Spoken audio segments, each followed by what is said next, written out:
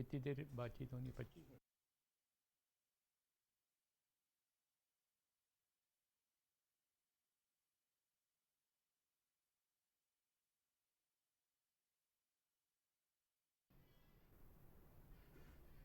नमस्कार, जय झूलेलाल दर्शकों। सिंधी कार्यक्रम गुलदस्ते में तव्हांजो स्वागत है। ये तो मां हर दफ़े चवंदो आहियां कि मध्य प्रदेश में एतिरा सुहिणा सुहिणा गुल आहिनि, हुन बगीचे में उन्हनि गुलनि खे खणी करे दूरदर्शन जे स्टूडियो में खणी ईंदा आहियूं, तव्हां सां मुखातिब कराईंदा आहियूं कि तव्हां उन्हनि जी जीवन यात्रा ॿुधी सघो।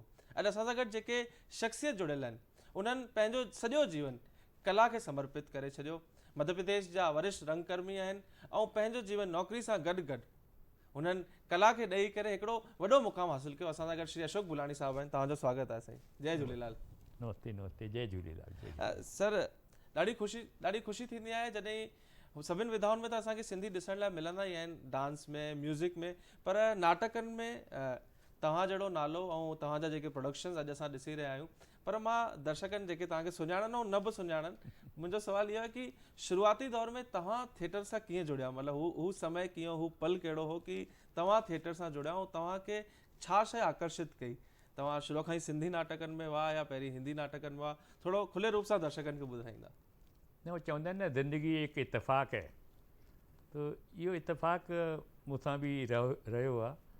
मां हिंदी नाटकनि सां जॾहिं जुड़ियोसि ग्वालियर मां, मुंहिंजी शिक्षा दीक्षा ऐं नौकिरी ऐं शादी सॼो मुंहिंजो सेंटर ग्वालियर रहियो। वाह। ऐं हुते मुंहिंजे बैंक में नौकिरी लॻी, स्टेट बैंक में, ऐं शुरूआति थी हिंदी नाटकनि सां हुते। जी हुते ॿ हमरा हुया, हिकु हरी गोरेजा साहब, ॾाढा सुठा सिंगर हुया, जी ऐं हिकु श्याम आहूजा, जी वायलिन वॼाईंदा हुया ऐं सिंगर बि हुया हुते। जी त उहे असां सां हिंदी नाटकनि में जुड़ियल हुया ॿई। जी हुते जीअं यार हिंदी नाटक त थियनि था या सिंधी नाटक बि थियणु खपनि, सिंधी नाटक इहा उन्हनि जी इच्छा रहंदी हुई। हरी गोरेजा जी, श्याम आहूजा जी। त असां ट्रायल बेसिस ते, मूंखे त डायरेक्शन ईंदो कोन हुयो, त हिकु झलकी श्याम आहूजा तयारु कराई, हिकु हरी गोरेजा तयारु कराई, म्यूज़िकल कॉमेडी वग़ैरह।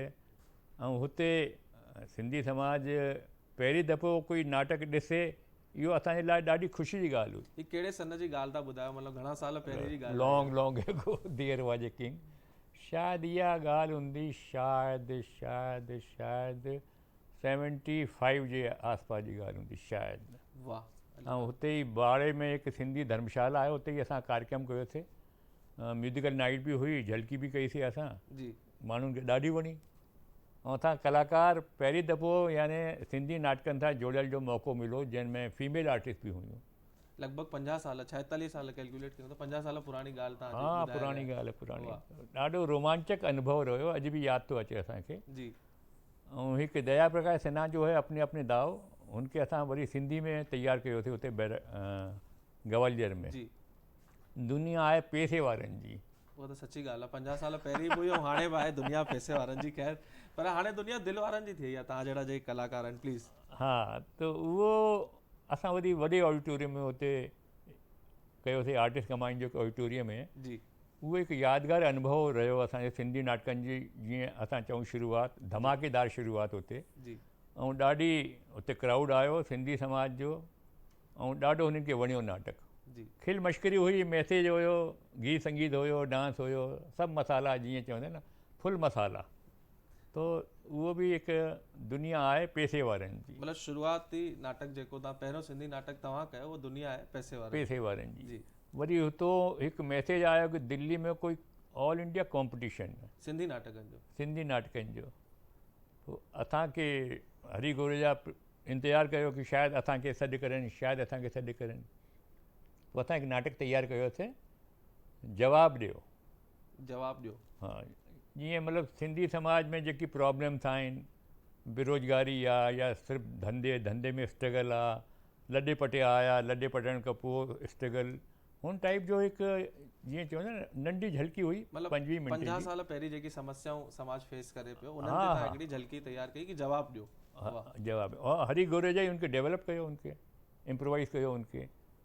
ऐं हुते हिकु सुठो अनुभव इहो रहियो कि हुते असां दिल्ली में यानी अहमदाबाद जो नाटक असां ॾिठोसीं, बॉम्बे जो नाटक ॾिठोसीं, जयपुर जो नाटक, उहो हिकु यादगार अनुभव ऐं मतिलबु वंडरफुल प्लेस हुया, वंडरफुल। तो असांखे लॻो अरे असां ग्वालियर में छा था कयूं यार, एतिरा सुठा सुठा नाटक, सुठा सुठा ग्रुप, ऐं सिंधी थिएटर एतिरो एडवांस आहे। त असांखे ॾाढो रोमांच थियो, ख़ुशी बि थी। वाह। पर हिन विच में मुंहिंजो ट्रांसफ़र थी वियो हिते भोपाल। पहिरियों बैरागढ़ में थियो हिते, यानी संत हिरदाराम नगर में 76 78, ऐं वरी हिते ॻाल्हाइणु थियो, हिते मुलाक़ात थी नारी लछवाणी, परसो नाथाणी, केटी दादलाणी वग़ैरह वग़ैरह। इहे संगीत सां जुड़ियल आहिनि। इहे उन्हनि खे जीअं ख़बर पई कि असां ईअं नाटक कयोसीं, ईअं जवाबु ॾियो, त उन्हनि घुरायो ग्वालियर को, यार उहो ग्वालियर में नाटक अचणु खपे। त भोपाल में हुनजी हिकिड़ी प्रस्तुति थी। भोपाल में हा, जेको उते दशहरा मैदान आहे, उन्हनि में कोई प्रोग्राम हुयो ॿियो, जीअं चेटी चांद ते प्रोग्राम थींदा आहिनि, उहो बि हिकु यादगार प्रस्तुति रही। ऐं वरी बैक टू ग्वालियर, ऐं 80 में प्रमोशन खां पोइ वरी मां हिते भोपाल, ऐं हिते मूंखे मकान मिलियो सिंधी कॉलोनी में। मतिलबु प्रारब्ध में सभु लिखियो पियो वञे कि तव्हां सिंधी नाटकनि सां जुड़ी वञो, मतिलबु 80 में तव्हांखे सिंधी कॉलोनी में समाज खणी आयो कि हाणे हिते रही करे समाज जी सेवा कयो। उहो सिंधी कॉलोनी यानी मुंहिंजे सिंधी नाटकनि जी, जीअं चवंदा आहिनि कि हिकु तरीक़े सां शुरूआत थी। हुते हिकु कलाकार मंडल नाले जो ग्रुप हुयो, हुन गोपी दादी, नेवंदा जगवानी ऐं खीरदास बेगवानी साहिबु।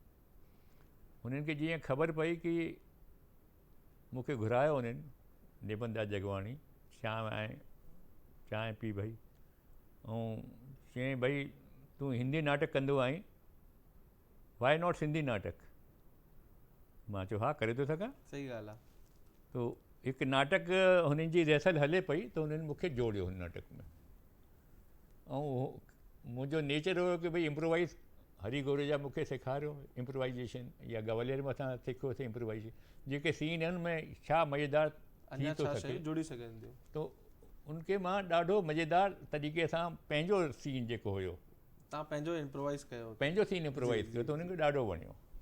ऐं हुन टाइम ते बॉम्बे खां इहे कलाकार मंडल वारा हर साल 2 ॾींहंनि जो फेस्टिवल थींदो, जंहिंमें 3 नाटक, यानी सैटरडे ऐं संडे मॉर्निंग ऐं संडे इवनिंग, उनमें रमेश जाजाणी वग़ैरह जा नाटक हूंदा हुआ, जशवंत कुमार।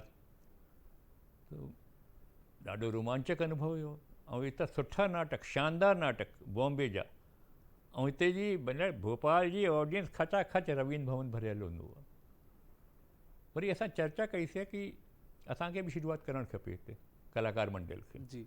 तो कलाकार मंडल वारनि खे इहो वीचारु ॾाढो सुठो लॻो, नेवंदा जगवानी साहिब खे, त हुनखे शुरूआत कयूं था।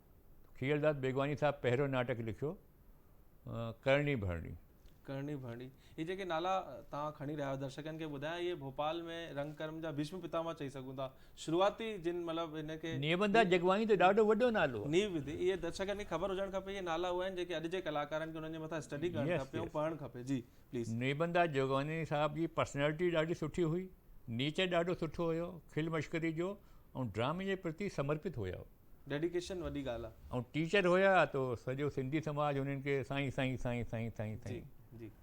ऐं कलाकार मंडल सां इहा शुरूआत थी नाटकनि जी। तो खीरदास बेगवानी साहिबु ॾाढा सुठा शाइर, कवि ऐं प्रिंसिपल हुया स्कूल में, तो उन जी ॾाढी रेपुटेशन हुई। गोपी दादी मैनेजमेंट जे मामले में ॾाढी सुठी हुई। ऐं हुते हिकु नारीशाला हुई, नारीशाला में असां रिहर्सल कंदा हुआसीं, ऐं नारीशाला में जेकी छोकिरियूं ईंदियूं हुयूं सिखण जे लाइ, सिलाई विलाई जेको, उहे जुड़ियूं असां सां नाटक में।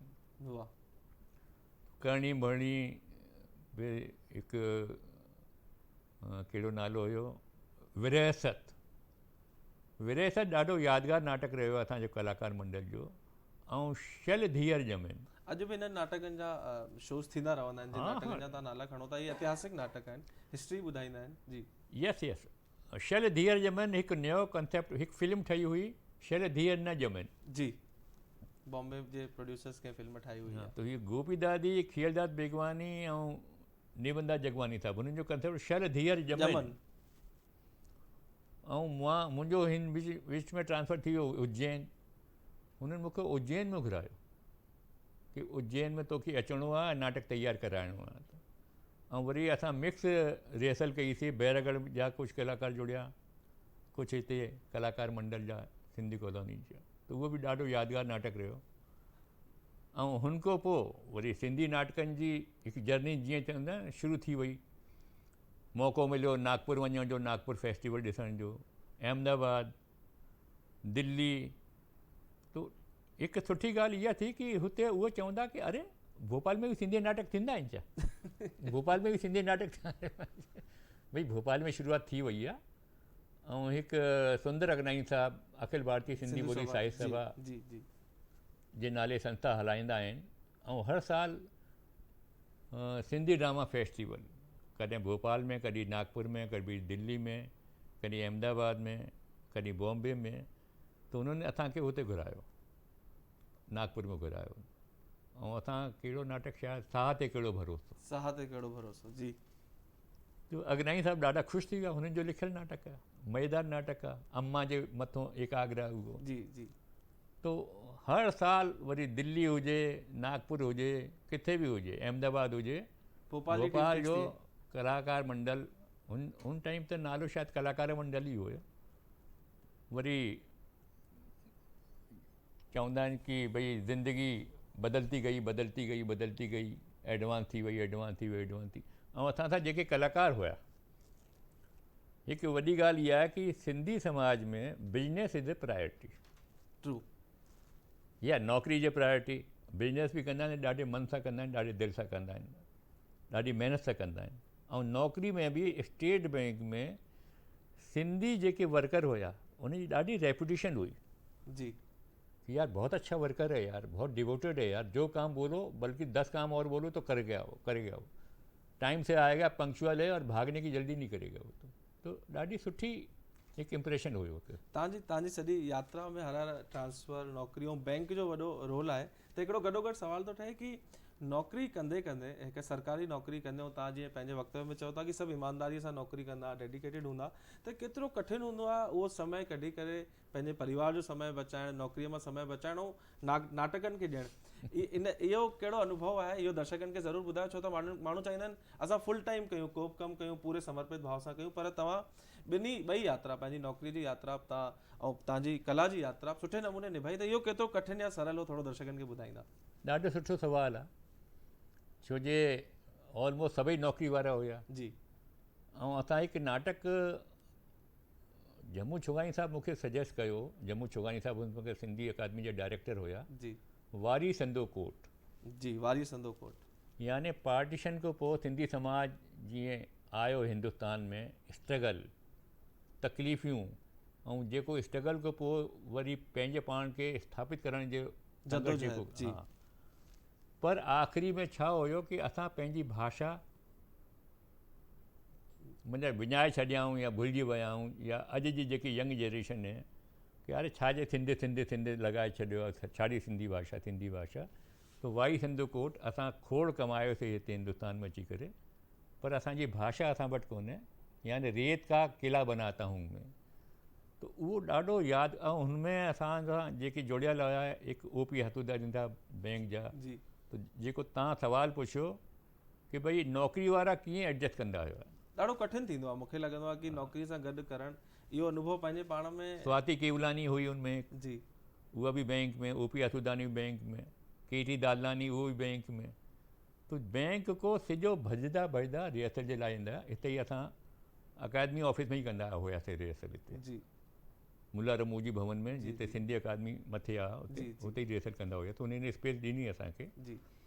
ऐं यानी स्वाति केवलानी त नंढी डॉटर हुई, हिकु नंढी, हुनखे भॼणो हूंदो कि घर बजा घर बजा, लेकिन सॼो ध्यानु नाटक में अचण त सॼो ध्यानु नाटक में सॼो ध्यानु नाटक में। ऐं जीअं ई यानी 5:30 को रिहर्सल शुरू कंदा हुआ, भई 5:30 ताईं बैंक आहे, भॼदा भॼदा हूंदा हुआ, 5:45 को रिहर्सल शुरू थी ऐं 7 वॻे वञो वई घर बि ज़रूरी आहे, घर बि ज़रूरी आहे। तो इहो असां फॉर्मूलो डेवलप कयोसीं कि भई नाटक नौकरी पूरी कयो, नौकरी बि ज़रूरी आहे, सिंसियरिटी ज़रूरी आहे हुते। नाटक पूरो कयो, रिहर्सल कयो ऐं कलाकु 1.5 कलाक में पंहिंजो आउटपुट ॾियो जेको मैक्सिमम थी थो सघे। तो उहा परंपरा अॼु ताईं क़ाइमु आहे। वारी सिंधु कोट जा तो ॾाढा शो थिया आहिनि, बॉम्बे में थिया, अहमदाबाद में थियो, इंदौर में थियो। इहो ई नाटक आहे पहिरियों दफ़ो जेको मां तव्हांजो नाटक ॾिठो, तंहिंखां पोइ मां तव्हांजे ग्रुप में जुड़ी करे जेतिरो मां करे सघियुसि, भला इहो पहिरियों नाटक हो जेको मां संत हिदाराम नगर नंदवानी हॉल में इहो थियो फर्स्ट टाइम। हा, नंदवानी भवन मां में फर्स्ट बि। टाइम को नाटक ई ॾिठो हो शायदि, त हिकिड़ो सुहिणो अनुभव हो। हुनजी स्टोरी ऐं हुनजो जेको स्क्रीन प्ले आहे या हुनजो जेको तव्हांजो डायरेक्शन हो, उहो ॾाढो टाइट हो, माण्हुनि खे डायरेक्ट जोड़े पियो। वारी संत कोट पंहिंजे पाण में हिकिड़ो ऐतिहासिक नाटक आहे। वरी जम्मू छोगानी साहब बि असांखे ऑफर कई कि हेमू कालानी ते नाटक कयो तव्हां, सूरी सॾु कयो। उहो बि हिकु रोमांचक अनुभव। भई असांजे सिंधी समाज जो हिकु नौजवान छोकिरो आज़ादी जे आंदोलन में न सूरी ते चढ़ी वियो, इहा ॾाढी वॾी ॻाल्हि आहे, ऐतिहासिक ॻाल्हि आहे। बिल्कुलु। उहा बि यादगार प्रस्तुति थी। पहिरियों शो असां कयो थे हुते बैरागढ़ जे स्कूल में कयोसीं, त नवयुग सभा भवन में जी। ऐं हिकु राज तोलानी हुनमें मेन रोल।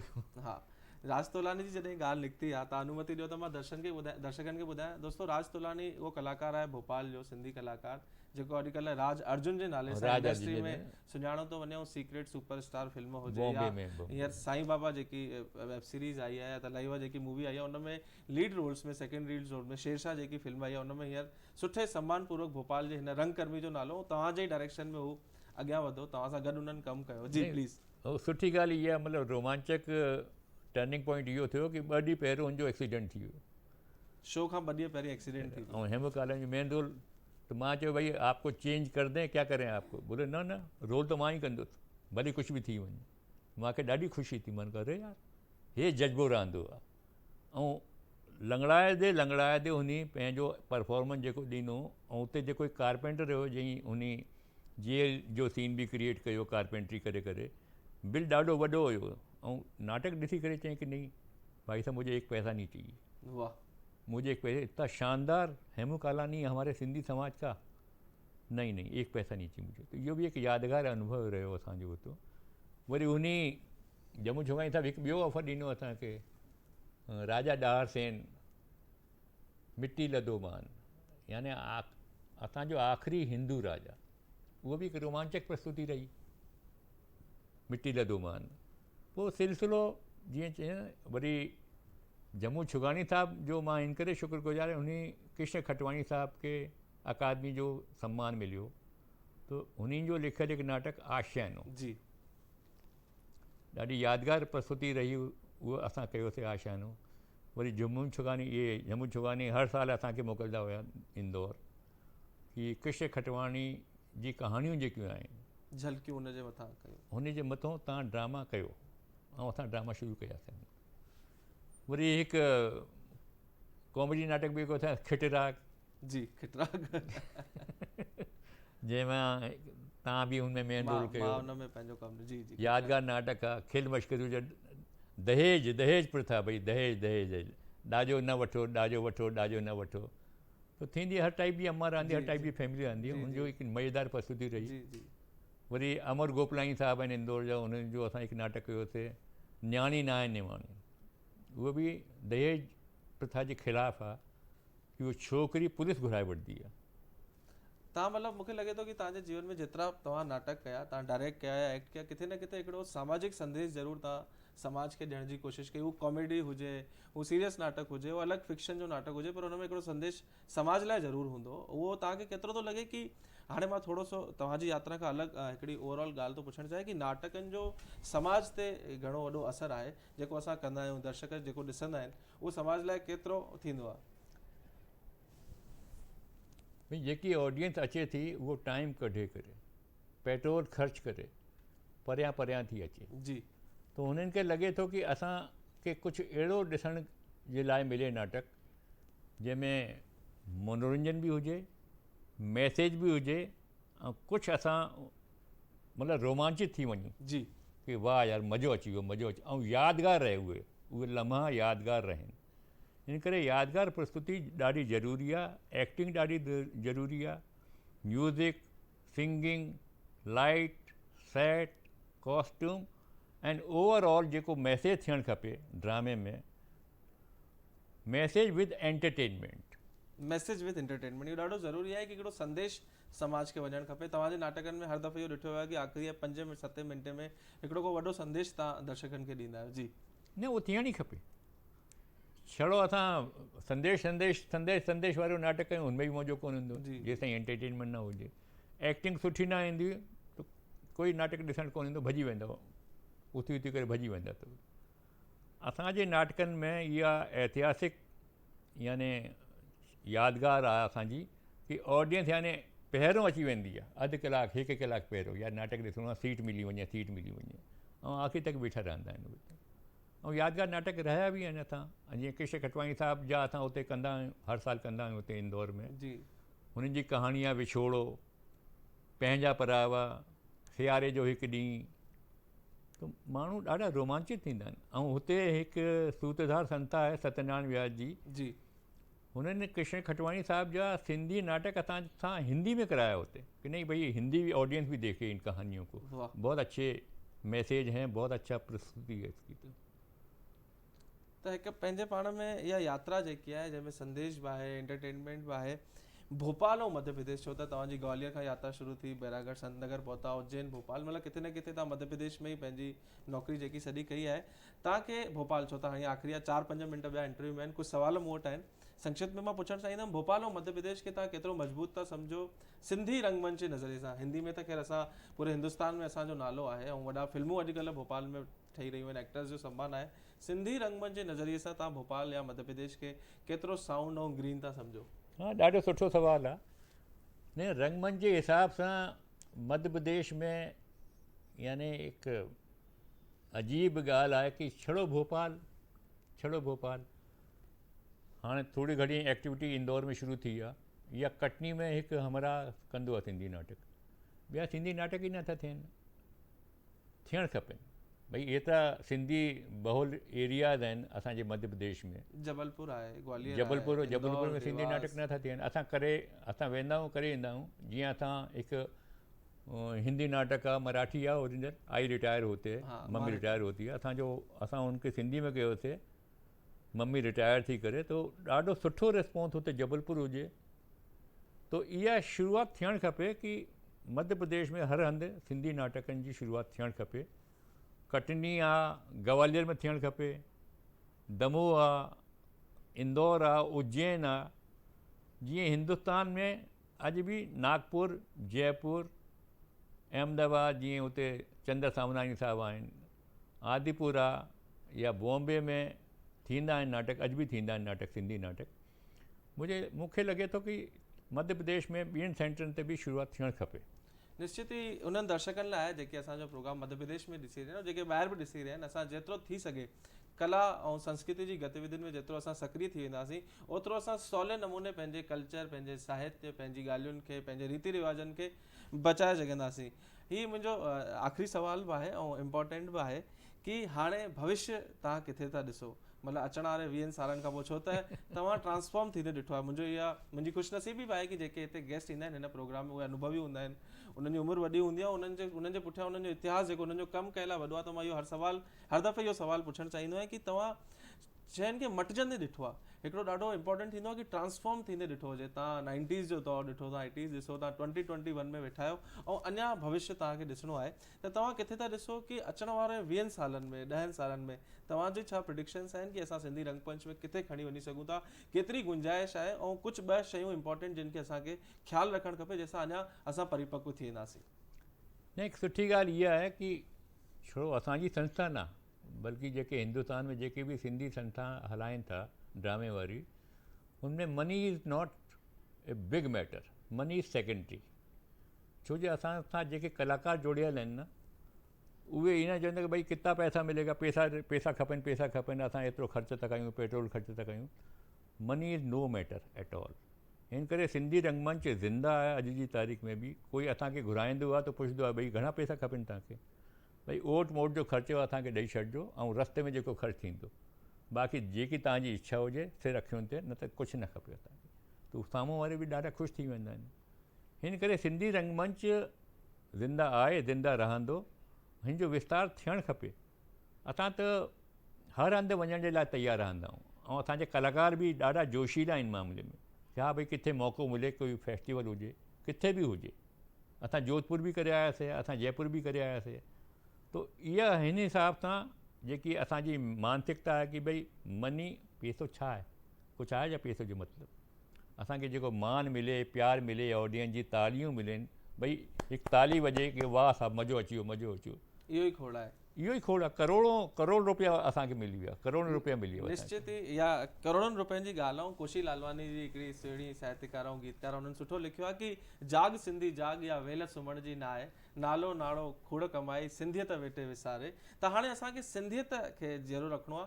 तव्हां जेकी ॻाल्हि चओ था पैसो प्राथमिकता कोन्हे, पैसो त असां सदाईं कमायूं ई पिया, कला में अगरि असां जुड़ी वञूं पोइ उनजो धीरे धीरे अगरि असां परफेक्शन अची वेंदो त बाय प्रोडक्ट मनी थी वेंदो आहे। घणेई फुल टाइम आर्टिस्ट बि असां वटि आहिनि के असांजा एमेच्योर आर्टिस्ट न चइजे पर जेके सेमी प्रोफेशनल जंहिंखे चइजे उहे बि करे रहिया आहिनि। ओवरऑल हर को पंहिंजो पंहिंजो हिन महायज्ञ में योगदान ॾेई रहियो आहे। असां शुक्रगुज़ार आहियूं बुलानी साहब तव्हां असांजे हिन सिंधी गुलदस्ते कार्यक्रम में आया, तव्हां पंहिंजो अनुभव, जीवन जो अनुभव ऐं तव्हांजे प्रोफेशनल ऐं पर्सनल लाइफ जो अनुभव असां सां गॾु शेयर कयो। मां सौभाग्यशाली आहियां कि मुंहिंजे जीवन जी यात्रा जॾहिं मां 9 पढ़ंदो हुउमि रंग समूह सां जुड़ी करे ई थी, और मां जेको बि कमु करे रहियो आहियां बुलानी साहब जे मार्गदर्शन ऐं तव्हांजे निर्देशन में ई करे रहियो आहियां। वरी मिलंदासीं, तव्हां वरी असांजे स्टूडियो में कॾहिं अचो, दिलि सां ॻाल्हियूं कंदासीं। महिरबानी दर्शको, तव्हां असांजो हीउ कार्यक्रम ॾिसंदा रहो, ईअं असांखे प्यार कंदा रहो, ईअं ई तव्हांजी मोहबत, सिक ऐं प्यार जो रिश्तो तव्हांजो असांजो ठहियो पियो हुजे, इहा ई उमेद था कयूं। जय झूलेलाल।